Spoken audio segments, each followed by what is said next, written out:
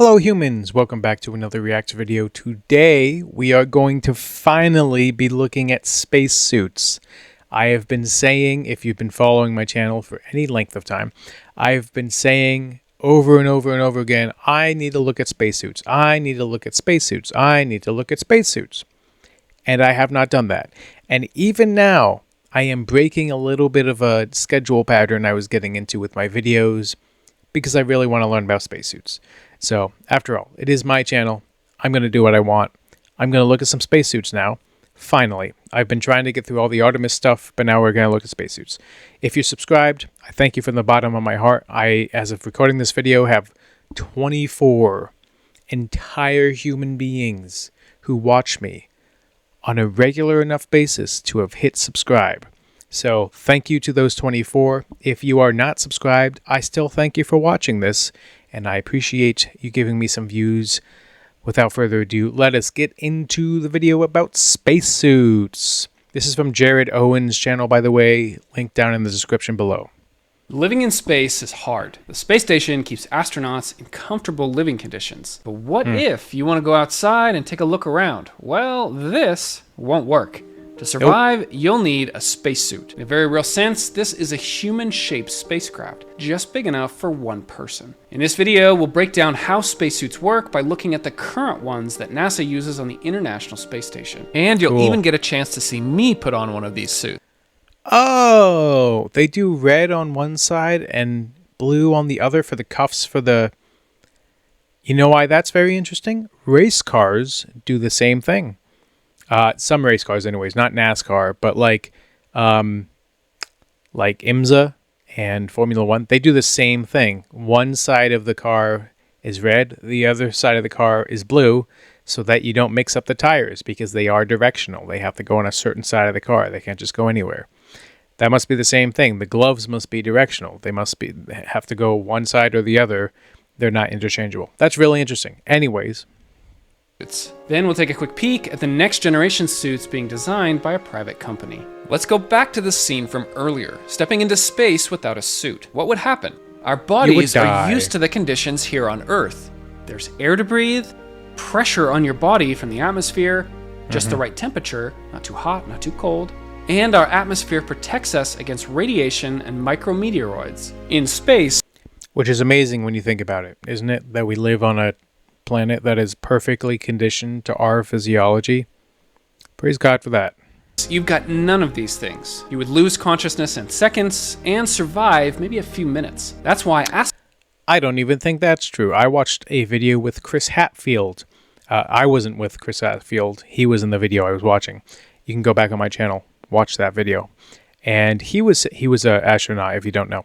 He was saying how you would pretty much implode and explode at the same time. You would also get frostbite and be burned alive at the same time as imploding and exploding, and all that would happen in less than 30 seconds. So, does not sound like a fun time. Astronauts need spacesuits. Our one-person spacecraft provides oxygen, maintains pressure, keeps the temperature comfortable, and protects against the dangers of space. The challenge is creating suits that are also flexible enough to do complex tasks in space. NASA started building spacesuits in the 1960s. With each space program, they improved upon the suits, adding extra protection and even the... Mercury is a program I've not looked at all yet, so hang tight. I'll get there eventually.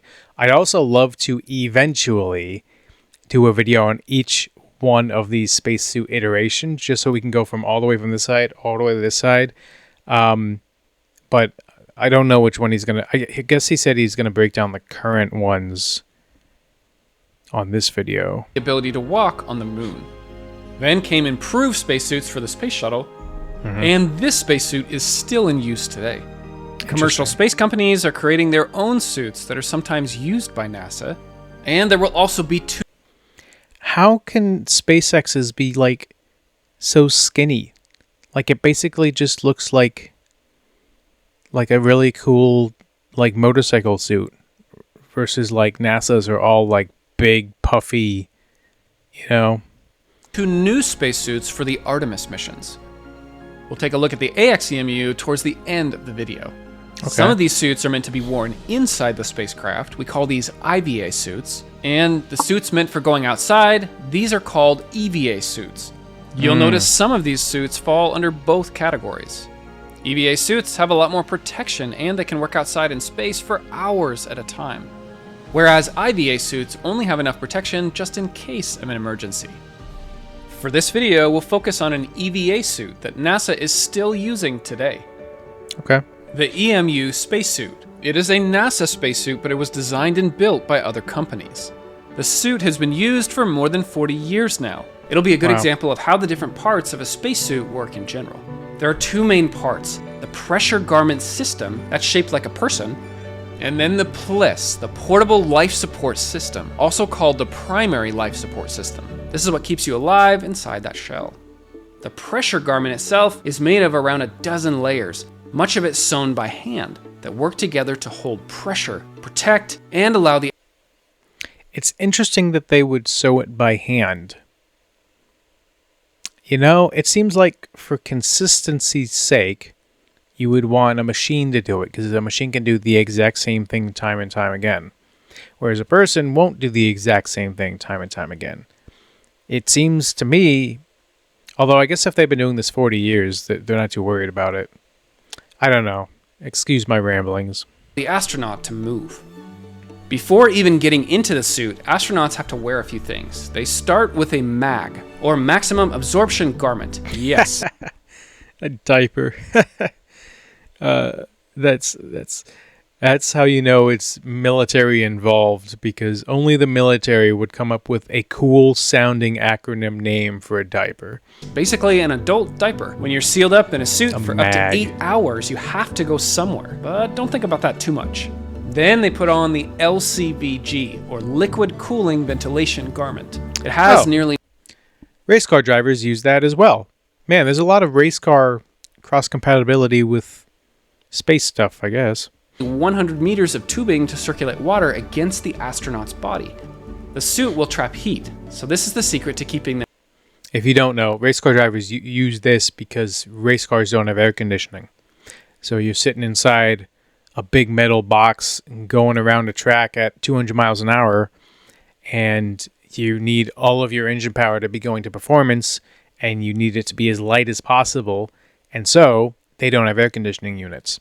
So it gets very, very, very hot inside those things, so they wear cool suits. Them cool throughout the spacewalk.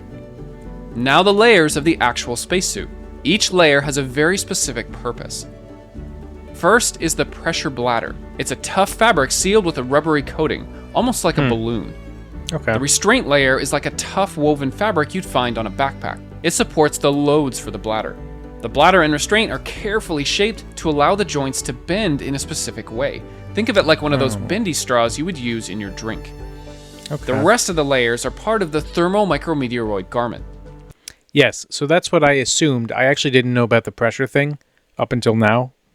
But I had assumed all this time that all spacesuits were basically just all insulation. So you don't either freeze to death or burn to death, depending on if you're in a shadow or in the sunlight. I had assumed it was all just insulation. So I didn't know about the pressure part, but I got the insulation. This is the liner. This is like the thin material used on a camping tent. It will protect the next layers of the suit from wear and tear. Next are multiple layers of insulation. This resembles tinfoil but can withstand extreme temperatures, keeping it much more comfortable for the astronaut. I'm going to guess that's the same material that military blankets are made out of. If you've ever seen a military blanket, it looks like a sheet of tinfoil. It doesn't rip as easy as tinfoil does, but it's like, I think not only the military uses it now, I think emergency services and stuff will use it as well. Like if you get pulled out of a frozen river, they'll give you one of these at the ambulance or whatever. But it's basically, I don't know how it works, but it basically just keeps in way more body heat than like a wool blanket or something like that would. So I guess multiple layers of it will keep in way more body heat than, like, I wonder what the percentage of body heat that escapes a spacesuit is, if any. The outermost shell is the ortho fabric, made from some of the same materials used in bulletproof vests. It's the final layer of protection in the spacesuit. With all these layers, Nomex, Teflon, and Kevlar. That's a pretty hardy mix of fabrics there. That'll protect you against some things you for can sure. get an idea of why it's so hard to move inside the suit. The suit is white because this color reflects the sunlight and helps keep the temperature comfortable for the astronaut. Oh. The EMU spacesuit was first used on the space shuttle, but then later upgraded to use on the ISS. Okay. While pressurized garments get updated, the Pliss backpack remains the same. Only 18 were ever made, each costing up to $150 million in today's dollars. Only Wow. 11 of them are in use today, with about 4 at a time used on the space station. You can think of the Pliss like a well-maintained vintage sports car. Old, but still works great. As you might guess, it's about time for an upgrade. Let's take a closer look at the inside of the suit. The hut, or hard upper torso, is made of fiberglass. It's a hard shell with lots of other parts attached to. The astronaut... Some race cars are made out of fiberglass too. I'm just going to keep drawing the distinctions across if I can. That's really interesting. I didn't realize there was any part of the suit that was rigid. needs a drink of water, they can use the simple drinking bag with a straw. This is attached to the front of the hut. On the outside... You're not going to believe this. Race car drivers also have a drinking bag. There are some connection points. This is where we attach the mini workstation, which is like an astronaut's tool belt. The arms attach to the sides of the hut. On each side, there's an upper arm and a lower arm. Are there bearings in there? Like, is it like a track where you can like spin it like bearings? You could just infinitely spin it if there was no one in the suit. I'm assuming that's what they use. It seems to me that would make the most sense. And they have different sizing options to fit different body types. Oh. The straps on the side are adjustable to make sure the suit fits just right. The joints in here have bearings. What that means is that they can rotate. If we take a look inside one of the joints, you can see the parts that allow this to rotate. Yeah. Yep. At the same time, keeping the suit airtight to maintain pressure. Astronauts have to do what's called programming. It's getting used to the way that the joints work. They have to move in specific patterns to avoid using too much energy. Yeah. The glove, well, yes, but there's also the component of bearing here, right? And so you don't have full range of motion like I do. I couldn't do this with ease in one of those kinds of suits. There is a limit to the range of motion. And it's not enough that it's like an issue, because you can still basically reach all the different places you would need to reach, but it does move a little bit different. I don't know how I know this. I've never been inside of a spacesuit, but I have interacted with those kind of bearings in some amount of enough to know that they don't. If you're inside of a spacesuit, you don't really. It's hard to explain, but it's not as fluidly moving as your arm is, but it's a little bit more, you have to bend in certain ways to get used to how you can reach things. But anyways. Gloves attach at the very end, but we'll see this later on in the video. On the front of the hut is the display and control module. It's like the control center for the suit. If you look closely, the text on the control box is mirrored. That's because an astronaut can't see it when fully suited. The solution is to put a small mirror on their wrist. That way they can see the numbers and make suit adjustments. Next is the lower torso assembly. This has a hard metal ring at the top called the body seal closure. This is what connects to the hut. Then 2 more ring connections down below. The waist has bearings to allow for some turning, but other than that, there's not much movement in the lower torso assembly. Putting on a spacesuit is a lot of work. I had the chance to visit NASA and actually put on an EMU suit. I needed a lot of help to get inside and connect the different pieces. The full spacesuit weighs about 275 pounds here on Earth. This is part of the reason why they wouldn't let me walk around in it. 275? Wow, that's a lot of weight, actually. I would love to do that. If anyone knows how I can get into NASA and do that, hit me up, because I will make a whole video about doing that. And not just for video's sake. I would love to do it for the sake of doing it. I think that'd be really cool. Let me now show you the process of getting into a spacesuit. The astronaut first puts on the mag, and then the LCVG. We saw these earlier in the video. Then they get inside the lower torso, often called the most expensive pants you'll ever wear. I believe it. The upper torso is usually mounted to a stand or airlock wall. It's a tight fit and usually takes some practice to get into. Someone nearby will connect the LCVG. This is how the water will flow to cool the astronaut. The astronaut cannot reach the lower torso, so with a little more help, the two halves will be sealed together with the body seal closure. The astronaut will next put on the communications carrier assembly, sometimes called the Snoopy cap. I wondered about that because I saw when the Artemis crew was strapping into the Orion, they put on those things. Or I guess not even then, even before then, before they got into their suits full. Actually, no, they walked out of the. They walked out without the caps on. So then, yes, I was correct about my remembrance. They put those on in the Orion capsule, and I was curious. I was like, what are the swim caps for? What do they do? Now I understand. It literally puts communications up against your ear. cap. It has microphones and speakers so they can talk with other astronauts and mission control. Got it. Next are the gloves, which connect just above the wrists. This has another bearing that allows the glove to rotate. Here's an image of the ortho fabric on the outside and the restraint layer on the inside. Interesting. You can see all the different partitions on the restraint layer, which makes sense because there's a lot of different movements in the hand, right? There's a lot of different places you want to be able to not restrict movement. But then the ortho fabric looks like it's also got rubber grips, which is, I'm sure, very helpful for gripping things. The joints have to be flexible enough to allow the fingers to bend, and heaters at the tips to keep the fingers warm. That's quite nice. All that's left is the helmet. It's actually made of several different parts. Oh. The helmet bubble is shatter resistant, which means it would be very hard to put a crack in this. It's just big enough to fit a head inside. I hope you aren't claustrophobic. Attached is the visor assembly. It has a... My question had been, if you're wearing that, like, what prevents it from fogging up? There's got to be something in there that prevents it from fogging up. Otherwise, it would fog up, and you wouldn't be able to clean it because the inside would be the foggy part. Also, I didn't realize it was a separate assembly. I thought the whole thing was basically a visor system. Protective visor in front. This is locked into place. Then during spacewalks, they can bring down the gold-coated sun visor and eye shades to protect from the sun. On top are cameras and lights. The helmet is fixed in place with no bearings, which means it cannot turn to the left or right. They can still turn their heads inside. Got it. So I can turn my head, but the whole thing doesn't rotate. It stays... Okay. I guess that makes sense. But to get a really good look, the whole upper torso will need to turn.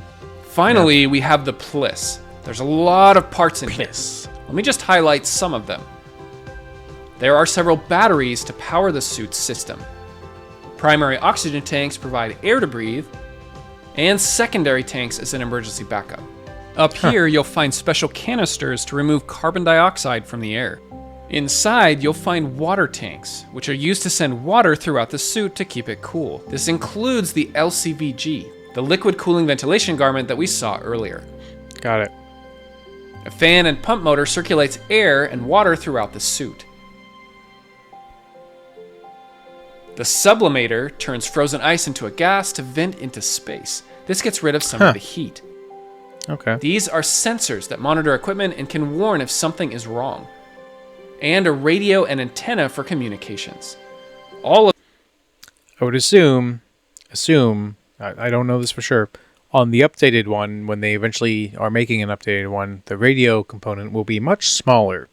This is in a small package that has to work flawlessly for up to 8 hours at a time. We're going to take a look at actually doing a spacewalk, and I still don't understand why they do spacewalks. I know I still have to look at that.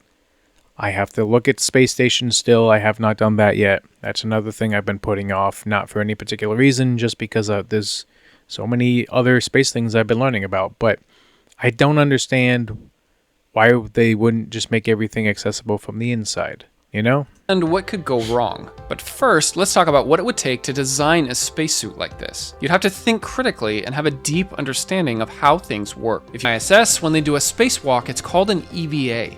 It takes several hours to get prepared for it and get completely suited up and ready to go outside.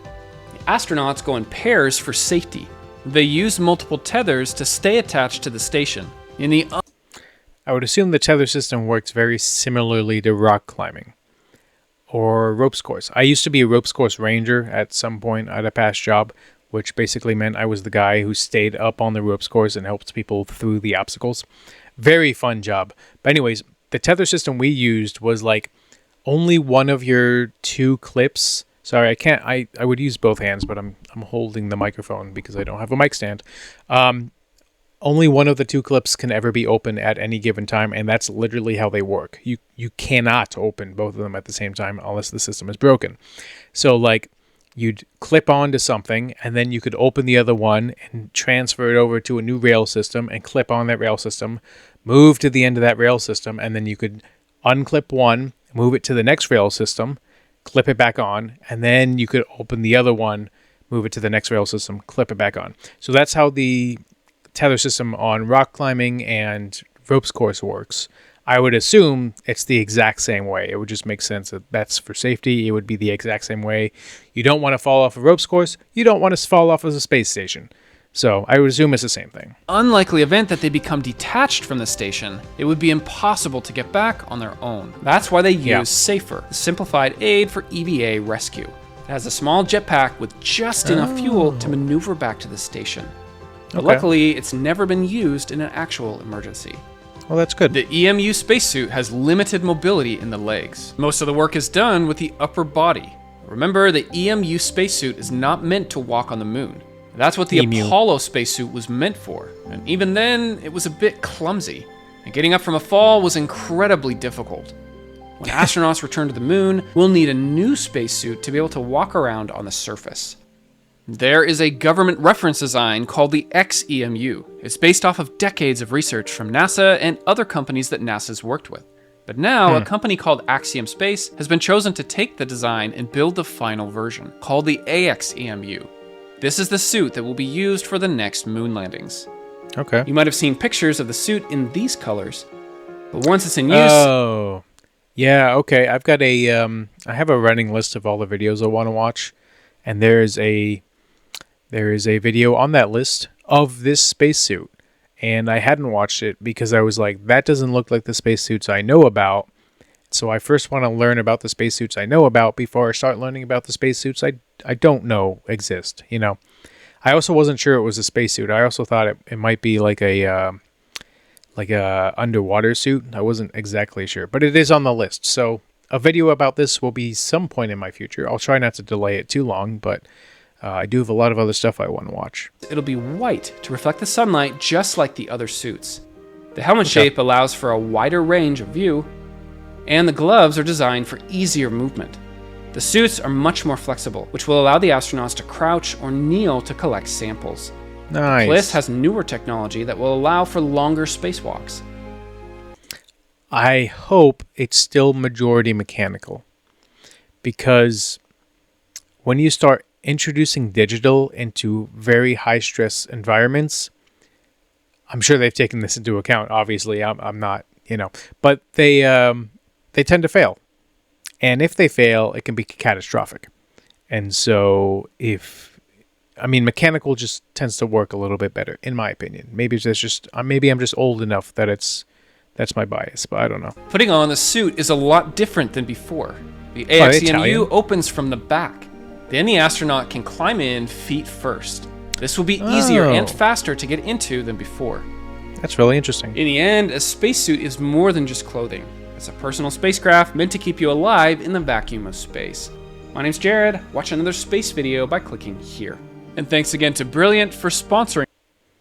Well, thank you very much, Jared. I thoroughly appreciate your video. And if you want to check out his channel, I would highly encourage you to do that. Again, linked down in the description. Thank you very much for watching my video. I really appreciate that. A like and subscribe goes a long way towards a moral boost for me, if nothing else. I would eventually love to get to the point where I'm monetized and am not doing this just on my own dollar. And that will be once I hit 1,000 subscribers and I think it's 4,000 watch hours of, I think I'll get the watch hours because most of my videos are half an hour to an hour long. I'm not so worried about that. I am a little bit worried about, I've been doing this for a month and I only have 24 subscribers. So if you would like to subscribe, I would greatly appreciate it. If not, it is your life, and have a great day on Earth.